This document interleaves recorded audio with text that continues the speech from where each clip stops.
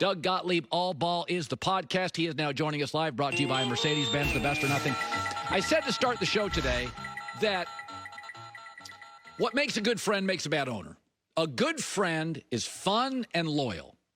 A good owner is serious and bottom line and sometimes doesn't pay people he loves. And I watched Dallas.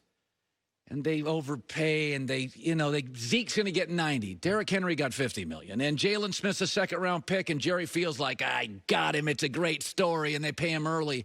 And I look at Dallas, and I'm like, this is why owners shouldn't get too close to running the team. This is too much emotion, too much vanity. I think honestly, Doug, I think it's a rebuild. But I think there's too much ego involved to admit it. No, I mean, listen, let's not freak out, okay? I think both of us have our questions about Mike McCarthy, and let's be fair. I think both of us would say the Mike Nolan hire seems to be an abject disaster to this point.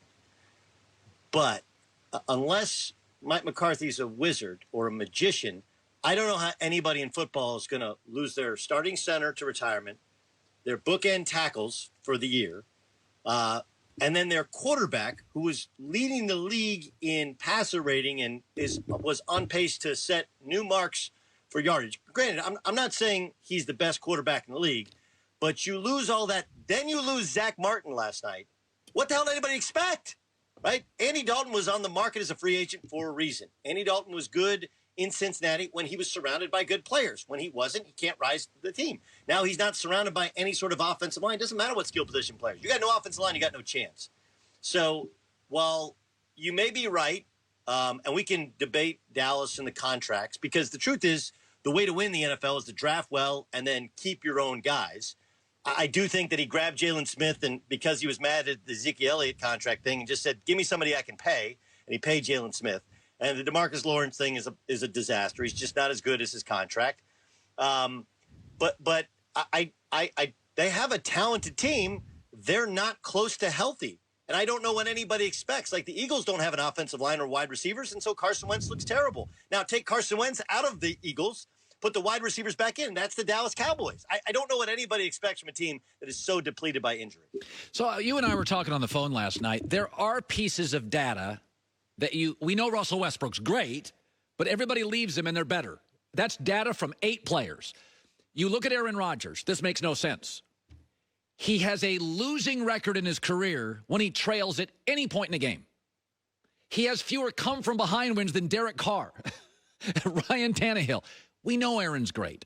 Okay, but when I watch him throw his second pick against Tampa, and then he just changes, and it's dink, dunk. I'm not throwing the ball down the field. There is something about a foxhole quality about a quarterback, not a receiver, not a back.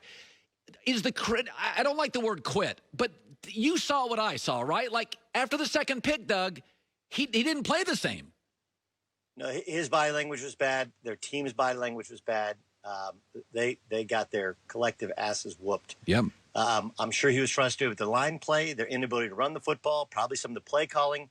You know, one thing that happened right before the interception, Robert Tonyan went down with injury. That's like his favorite little target as a tight end.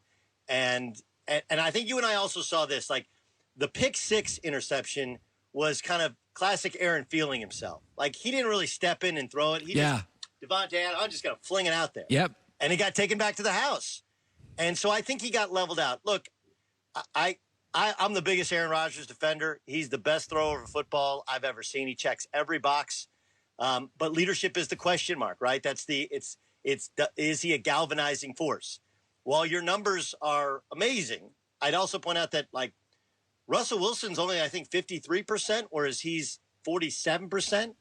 And, oh, yeah, by the way, we're watching Mike McCarthy and the dumpster fire that is the Dallas Cowboys, even before the Dak injury.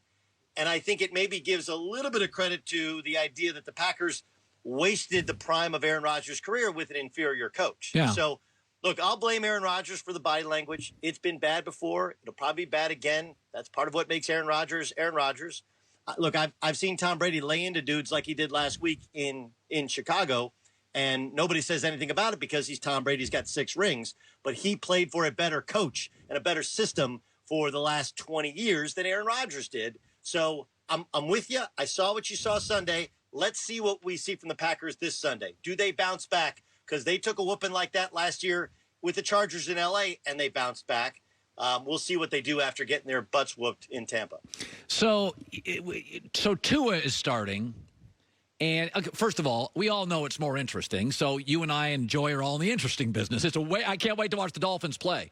But it does bring up an interesting thing. Herbert has been so good, and Joey's been so good, that what if Tua comes out, Doug? And we've all said this. He's not Russell Wilson, the runaround guy. He's not ideal height.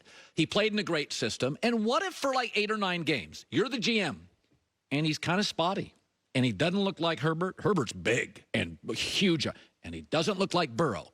And he's just the hip. He's not big. He doesn't and he doesn't win as much as Ryan Fitzpatrick did. Would it be outrageous to say, after 10 games, Arizona bailed on a guy, got Kyler, and we got 3 quarterbacks. We're going to have 2 picks maybe in the top 12. What am I supposed to take from Tua for the next 10 weeks? I think you just have to see where he is. So here's the thing. You started, before you brought me on, talking about a kingmaker, and I agree, right? Like no person has ever made it on their own without somebody important believing in them. And part of the genius to Arizona is Cliff Kingsbury's known Kyler Murray could ball since he was in high school. He's recruiting him, and he found the perfect offense, the perfect coach. They're all in on Tua, right? I mean, you wouldn't be all in on Tua. I mean, Ryan Fitzpatrick played great Sunday. Yeah. He didn't do anything wrong. And he was helping Tua on the sideline get ready to go in, and he was cheering for him. Like the whole thing, he's got it down. I don't think you'll take anything from it. I don't. I think one of the things that Tua has, he does have that kind of magnetic Baker Mayfield-like personality, right?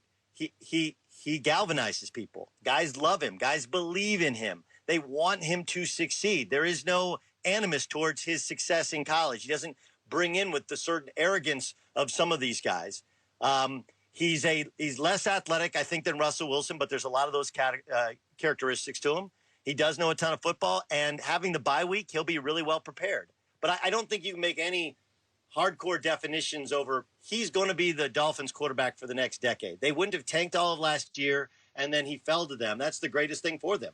The only evaluation that was the 2 things that are negative towards Tua is he has that Baker Mayfield thing as well, where he thinks he's a little bit more athletic than he actually is, and that's how he's gotten hurt. Yep. Right. But the second part is that he's a guy who I believe, can make plays when surrounded by really good talent, and it's going to take a while to develop. So I think they're all in on him. I don't think this is jealousy over Herbert or over Burrow. I think this was all part of the plan. You have a bye week. Fitzpatrick supports it. If he plays poorly, you can always put Fitzpatrick in. You know eventually it's going to be Tua's team. Yeah. By the way, this morning, my herd hierarchy is the top of next hour. We got a minute left. It's really interesting. Who is your best team in the league today? This morning, your best team in the league? I think it's got to be the Kansas City Chiefs, right? They're the team that you believe can because now they can run the football. That's the big thing. People forget when they lost Kareem Hunt, they couldn't run the football. They won the Super Bowl. Even despite that, now you see last night when teams are starting to take away their deep stuff, they get back to running the football. By the way, do you have Dodger fever?